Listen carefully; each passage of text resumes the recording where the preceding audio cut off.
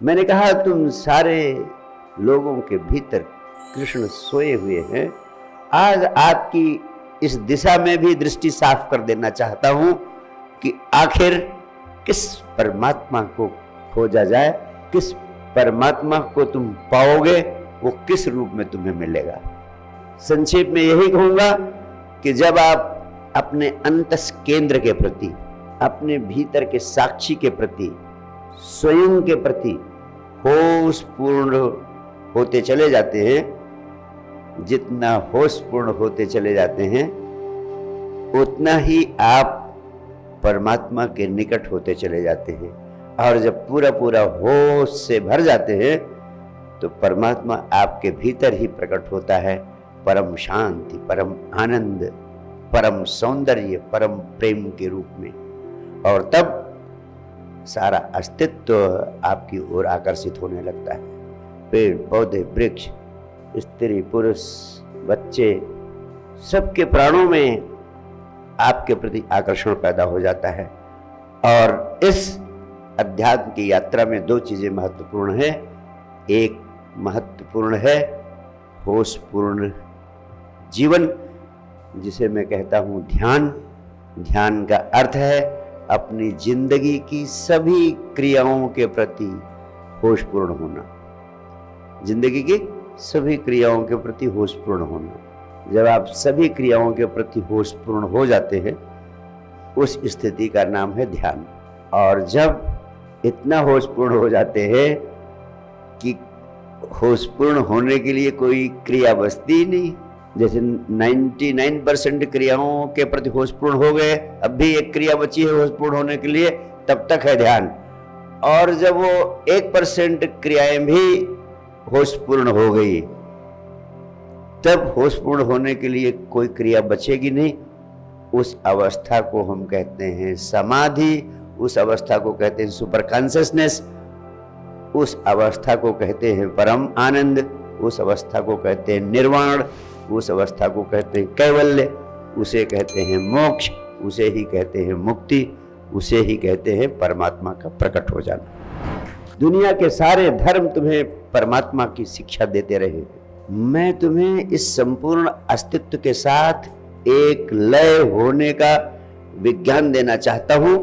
और अस्तित्व के साथ एक लय होने का अनुभव प्राप्त करते ही आपको परमात्मा मिल जाता है। इस दिशा में आपको सक्रिय करना चाहता हूं। आप भूल जाओ व्यक्ति को, इस सत्य को समझ लो कि परमात्मा स्वयं इस अस्तित्व के रूप में प्रकट हुआ है। जिन्होंने जाना उन्होंने कहा, नटराज का रूपक दिया कि परमात्मा नृत्य कर रहा है। जैसे नर्तक को नृत्य से अलग नहीं किया जा सकता, वैसे सृष्टि को सृष्टा से अलग नहीं किया जा सकता। सृष्टा और सृष्टि एक अलग नहीं, वो परम ऊर्जा इस संपूर्ण अस्तित्व के रूप में व्यक्त हुई है, तुम्हारे भीतर भी व्यक्त हुई है, और वही तुम्हारा मूल स्वभाव है। तुम उसे भूल गए हो तो आप अस्तित्व को याद करें। मेरे मुंह से बार बार स्वतः स्पॉन्टेनियसली अस्तित्व अस्तित्व निकलता रहता है, इसलिए कि वास्तव में अस्तित्व मेरे लिए परमात्मा का पर्याय बन गया है। अस्तित्व को आपने नहीं बनाया, अस्तित्व तो बना बनाया है, लेकिन जिस परमात्मा की आप बात करते हो उसको आपने बनाया, वो आपकी कल्पना है। चाहे जिस रूप में आपने बनाया, राम, कृष्ण, शिव, शंकर, हनुमान जी, जीसस, मोहम्मद, जिस भी रूप में आपने परमात्मा के प्रतीक पैदा किए हैं, वो आपकी कल्पना के प्रतीक, लेकिन ये संपूर्ण अस्तित्व तो स्वतः निर्मित है, स्वतः प्रकट है, वो नकली नहीं है, आपका बनाया हुआ नहीं है। परमात्मा वास्तव में ईश्वर के रूप में मानना उन्हीं के लिए समझा जा सकता है जो बुद्ध के तल पर, चेतना के तल पर बहुत अविकसित हैं, जो इस बात को नहीं समझ सकते हैं। उनको परमात्मा को समझाने के लिए कोई खिलौना बना के दे दिया जाए और बता दिया जाए ये परमात्मा। ऐसे जैसे छोटे बच्चे को हम समझाने के लिए कहा देते हैं, का से कबूतर, खा से खरगोश, गा से गधा। ये प्रतीक ईश्वर के प्रतीक अध्यात्म के वैज्ञानिकों ने इसीलिए पैदा किए ताकि तुम्हारी समझ में कुछ आ जाए। लेकिन जब समझ में आ जाए तो बात आगे बढ़नी चाहिए। मूर्तियां सारी इसीलिए निर्मित की गई थी कि तुम्हारी समझ में आ जाए कि हाँ, कोई विराट ऊर्जा है जो सारे अस्तित्व में व्याप्त है और तुम उसी से संचालित हो।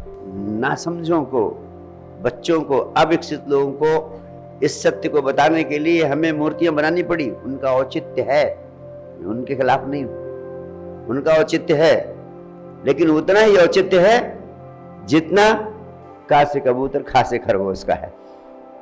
एक स्टेज पर जब बच्चा बीए और एमए में पढ़ने लगता है तो का से कबूतर खा से खरगोश छूट जाता है।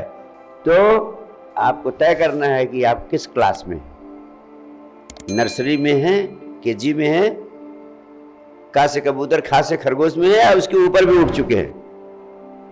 अगर उसके ऊपर नहीं उठे हो तो उठो। कब उठोगे? एक पैर कब्र में जाने की ओर उठ जाएगा तब उठोगे। उठो। परमात्मा इस सृष्टि में चारों तरफ फैला है और उसको आंख खोलकर समझो। हम परमात्मा को झूठा व्यक्तित्व दे देते हैं, उसी के कारण उसके बाद फिर तमाम तरह के झूठ हमें बनाने पड़ते हैं। ये वाला मंदिर ज़्यादा अच्छा है, ये वाली मूर्ति ज़्यादा अच्छी है, ये वाले भगवान ज़्यादा कृपालु हैं, वो वाले भगवान ज़्यादा कृपालु हैं, इनकी पूजा करने से ज़्यादा फल मिलेगा, उनकी करने से कम मिलेगा, यहाँ नहीं वहाँ जाओ तो चमत्कार हो जाएगा। सारा कंपटीशन सारे भगवानों में हमने खुद पैदा किया है। वो बेचारे तो बैठे हैं एक जगह, आपने उनको वैसे बैठा दिया है पत्थर की मूर्ति बना के। आप हैरान होंगे, हिंदुओं ने तो पहले मूर्तियां पत्थर की बनाई ही नहीं, वो सिर्फ मिट्टी की मूर्तियां बनाते थे और कुछ दिन उनकी पूजा करते थे, फिर ले जाकर उन्हें विसर्जित कर देते थे, सरिता में प्रवाहित कर देते थे। अगर हिंदुओं ने उन्हें वास्तव में परमात्मा माना होता तो उनको उठा के प्रवाहित करने की हिम्मत पड़ती उसमें? नहीं पड़ती। अपने भगवान को जहाँ पे स्थापित किया वहाँ से उखाड़ कर और नदी में प्रवाहित करने की हिम्मत, ऐसा साहस कभी होता? लेकिन आज भी दुर्गा पूजा के अवसर पर, गणेश पूजा के अवसर पर गणेश और दुर्गा की प्रतिमाएं विसर्जित की जाती हैं, इसलिए कि हमारा विज्ञान कहता है कि हमने खुद इन्हें बनाया, इनकी भावना की, मिट्टी में प्राण डाले, अपने प्राणों से प्रतिष्ठा की और उनकी पूजा की। जब हमने उनकी पूजा कर ली, अब उनका काम खत्म हो गया, अब वो चली हुई कारतूस हो गई, पूजा का काम समाप्त हो गया, अब उन्हें हमें प्रवाहित कर देना चाहिए। ये बड़े हिम्मती लोग थे हिंदू, दुनिया में इसके अलावा और किसी ने हिम्मत नहीं की। सब लोगों ने पत्थर की मूर्तियां बनाई। ये तो बाद में महावीर और बुद्ध की मूर्तियां जब पत्थर की बनने लगी तब आकर हिंदुओं ने भी उसकी नकल में अपनी मूर्तियां बनानी शुरू की। सारांश में मैं इतना ही कहना चाहता हूँ, मूर्ति का एक महत्वपूर्ण विज्ञान है, वो एक साधन के रूप में उपयोग की गई ताकि आपके भीतर प्रार्थना का, झुकने का भाव पैदा हो सके।